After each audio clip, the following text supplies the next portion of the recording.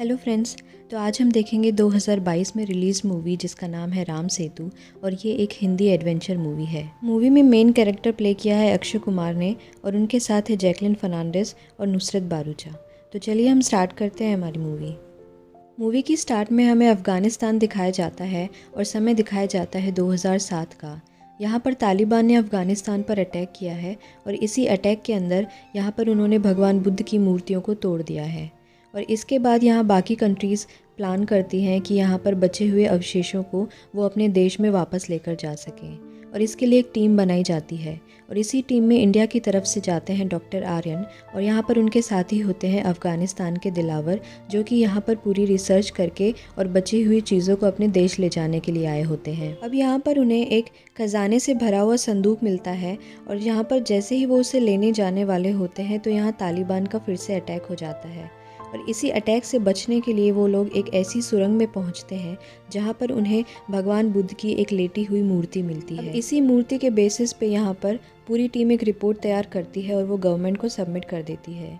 अब इस न्यूज़ के बाद यहाँ पर डॉक्टर आर्यन का इंडिया में बहुत ही ज़्यादा नाम हो चुका होता है और सभी न्यूज़ चैनल्स में उनको दिखाया जाता है। अब अपने इंटरव्यू में डॉक्टर आर्यन यहाँ अपने आप को एक नास्तिक बताते हैं और वो कहते हैं कि उन्हें किसी भी धर्म में किसी भी तरीके का कोई विश्वास नहीं है। अब हमें यहाँ डॉक्टर आर्यन की फैमिली दिखाई जाती है जिसमें उनकी वाइफ प्रोफेसर गायत्री और उनका एक बेटा कबीर होता है।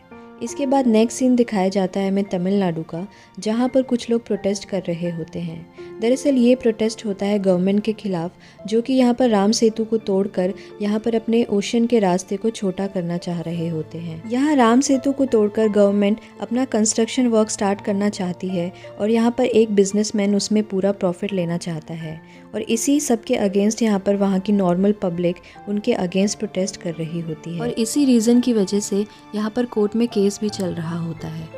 और अब वो बिजनेसमैन डिसाइड करता है डॉक्टर आर्यन को बुलाने का और वो उनसे कहता है कि यहाँ पर वो एक ऐसी रिपोर्ट रेडी करके दे जिसमें ये लिखा हो कि राम सेतु को भगवान राम ने नहीं बनाया है। अब उन्होंने यहाँ डॉक्टर आर्यन को इसलिए चूज़ किया था क्योंकि वो एक नास्तिक थे और एक नास्तिक ही ऐसी रिपोर्ट रेडी करके दे सकता है। अब हमें दिखाया जाता है कि यहाँ पर डॉक्टर आर्यन पहले तो मना करते हैं, पर वो अपने सीनियर्स के कहने की वजह से वो ऐसी रिपोर्ट रेडी करके दे देते हैं। और जब ये रिपोर्ट यहाँ पर कोर्ट में दिखाई जाती है, इसके बाद में यहाँ लोगों का गुस्सा और भी ज़्यादा भड़क जाता है। अब यहाँ लोग यहाँ डॉक्टर आर्यन के खिलाफ भी प्रोटेस्ट करने लगते हैं और यहाँ डॉक्टर आर्यन के बेटे कबीर को भी स्कूल में बच्चे परेशान करने लगते हैं और ये सब कंट्रोवर्सीज़ के बाद यहाँ डॉक्टर आर्यन बहुत परेशान होते हैं। अब यहाँ पर वो बिजनेसमैन डॉक्टर आर्यन को वापस बुलाता है और वो उनसे कहता है कि यहाँ वो राम सेतु के ऊपर रिसर्च करे और फिर से एक नई रिपोर्ट बनाए जहाँ पर ये लिखा हो कि राम सेतु को भगवान राम ने नहीं बनाया है। अब यहाँ डॉक्टर आर्यन पहले मना करता है, पर वो सोचता है कि यहाँ पर लोग पहले से ही बहुत ज़्यादा प्रोटेस्ट कर रहे होते हैं, इसलिए उन्हें इस बात को क्लियर करने के लिए प्रोजेक्ट लेना होगा। अब यहाँ राम सेतु पर रिसर्च करने के लिए डॉक्टर आर्यन को एक बड़ी सी शिप पर लाया जाता है जिसका नाम होता है पुष्पक और इस शिप का इंचार्ज होता है रोहित। और यहाँ पर एक टीम बनाई जाती है जिसमें यहाँ डॉक्टर गैब्रियल और डॉक्टर सेंड्रा भी डॉक्टर आर्यन की टीम में होते हैं। अब यहाँ वाटर लेवल की वजह से राम सेतु पूरी तरीके से पानी में डूब चुका था और अब अपनी रिसर्च में यहाँ ये लोग ये डिसाइड करते हैं कि इन्हें ये प्रूव करना है कि राम सेतु राम जी ने नहीं बनवाया था।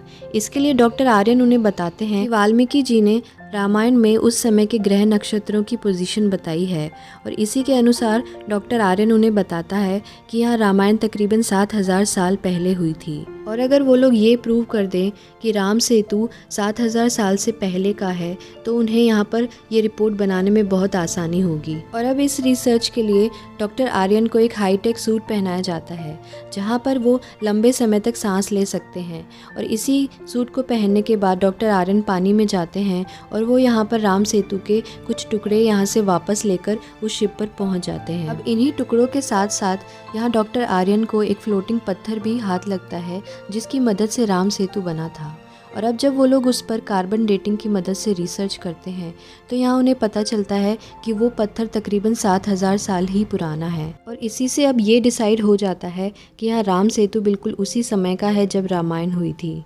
और अब जब यहाँ पर डॉक्टर आर्यन ये रिपोर्ट रेडी करते हैं तो यहाँ रोहित उनसे कहता है कि वो ये रिपोर्ट रेडी कर लेगा और डॉक्टर आर्यन को और ज़्यादा रिसर्च के लिए वापस पानी में जाना चाहिए। अब हमें यहाँ ये दिखाया जाता है कि रोहित उस बिजनेसमैन से मिला हुआ होता है और वो ये नहीं चाहते कि यहाँ पर ये प्रूव हो सके कि राम सेतु रामायण के समय का है, और इसलिए यहाँ पर वो डॉक्टर आर्यन को फिर से रिसर्च के लिए भेज देता है और ख़ुद वो एक ऐसी रिपोर्ट बनाकर भेज देता है जिसमें ये लिखा होता है कि यहाँ पर राम सेतु 18,000 साल पुराना है। और अब इस रिसर्च को आगे बढ़ाते हुए यहाँ डॉक्टर आर्यन अपनी बाकी की टीम के साथ एक सबमरीन में बैठकर और भी ज़्यादा पानी की तरफ जाने लगते हैं।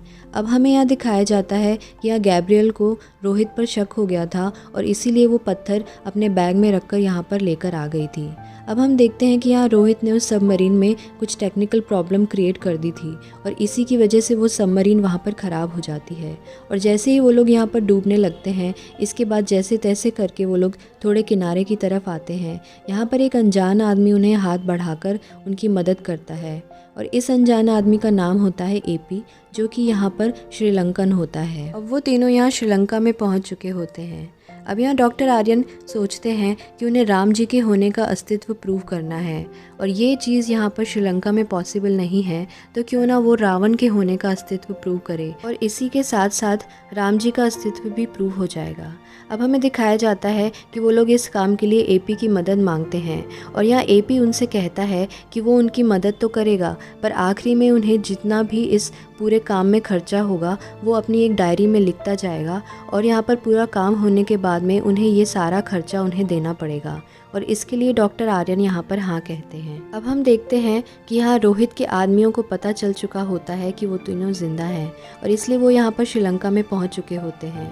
अब यहाँ पर वो लोग जैसे ही उन पर अटैक करते हैं तो यहाँ श्रीलंकन आर्मी आती है और वो उन सभी को बचा लेती है, पर इसी अटैक के अंदर यहाँ डॉक्टर गैब्रियल की डेथ हो जाती है। अब जब डॉक्टर आर्यन अपनी वाइफ को फ़ोन करते हैं और वो इस पूरे कहानी के बारे में बताते हैं तो यहाँ उनकी वाइफ से उन्हें पता चलता है कि यहाँ पर एक ऑलरेडी रिपोर्ट सबमिट कर दी गई है जिसमें ये लिखा है कि राम सेतु तो 18,000 साल पुराना है और यहाँ पर कोर्ट ने सिर्फ 3 दिन का समय दिया है ये प्रूव करने के लिए कि राम सेतु रामायण के समय का ही है। अब ये बात सुनकर यहाँ पर डॉक्टर आर्यन को बहुत ही ज़्यादा टेंशन होती है। उन्हें लगता है कि वो इतनी जल्दी ये चीज़ कैसे प्रूव कर सकेंगे।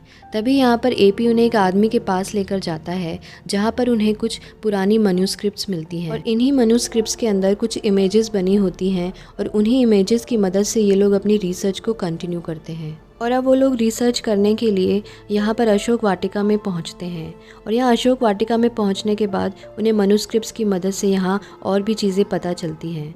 इसके बाद में वो लोग रावण फॉल्स पहुँचते हैं। अब मनुस्क्रिप्ट्स के अंदर यहाँ पर उन्हें कुछ मगरमच्छ की तस्वीरें भी दिखाई देती हैं और इसीलिए उन्हें ये समझ में आता है कि उन्हें यहाँ पर रावण फॉल्स के अंदर जाना चाहिए। और अब वो लोग यहाँ पर पानी के नीचे आ जाते हैं।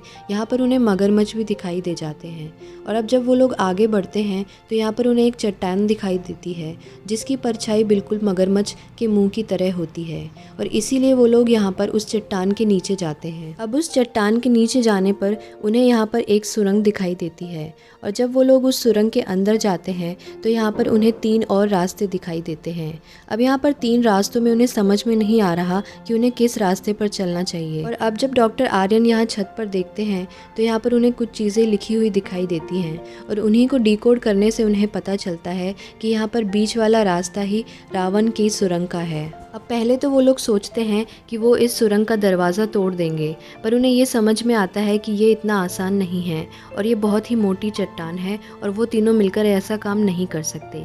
इसलिए वो लोग डिसाइड करते हैं कि वो दूसरे रास्ते में जाएंगे और वहाँ से पता लगाने की कोशिश करेंगे। और अब जब वो एक सुरंग से आगे बाहर निकल कर आते हैं तो वो यहाँ पर एक पहाड़ की चोटी पर पहुँच जाते हैं और अब उनके सामने यहाँ पर दूसरा पहाड़ दिख रहा होता है जो कि एक ट्रायंगल शेप में होता है। अब यहाँ डॉक्टर आर्यन उन्हें बताते हैं कि ये माउंटेन का नाम है त्रिकुट और यहीं पर उन्हें रावण की लंका मिलेगी और इसलिए अब वो सब मिलकर यहाँ पर उस पहाड़ के ऊपर पहुँच जाते हैं।